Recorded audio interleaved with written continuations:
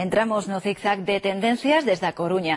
No seu estudio de Monte Alto, o escultor Pepe Galán interpreta o mundo, un mundo artístico que xa cumpriu os 25 anos de traxectoria. Con el adentrámonos nese continuo dunha arte en constante evolución.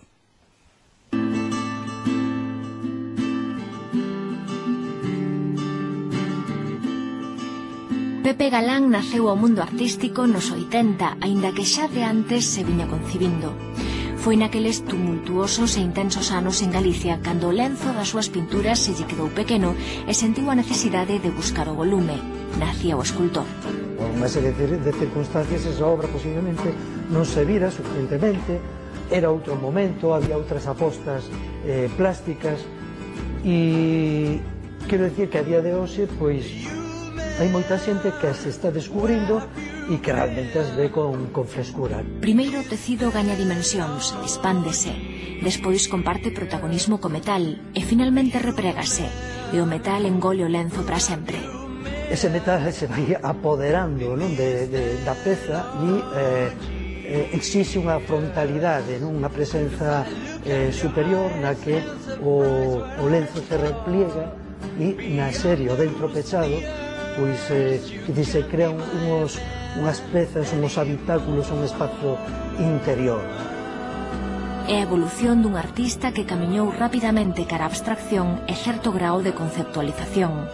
Pepe Galán, o escultor das 1000 caras e das 1000 ferramentas. A arte é algo así como unha cuestión chamánica, non? De invocación, de que o artista é o chamán, pero que non sabe claramente, non? O poder nin o que está chamando, sino que o feito creativo é o que vai dando as pautas, tanto para min como para o espectador. O metal ríxido dá paso ao pó de ferro sobre elementos translúcidos. Pepe comeza a empregar elementos industriais e obxectos reais, parabrisas, obras sobre cristal ou sobre plástico, obras que parecen etéreas. De algún xeito hai como unha intención de desintegrar a peza, non? Casi de facer que desapareza por esa transparencia.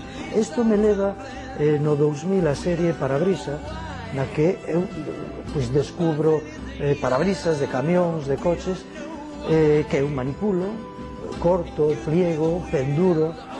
O naufraxio do Prestige imprímelle unha nova volta á súa obra. Pepe Galán vólvese ao ecoloxismo, a implicación cidadá e as accións artísticas a prol do medio natural. Nestes 25 anos tivo tempo a realizar obra pública de grandes dimensións, como o monumento ás vítimas do Portiño na Coruña, unha obra de aceiro, chumbo e luz, chea de significado.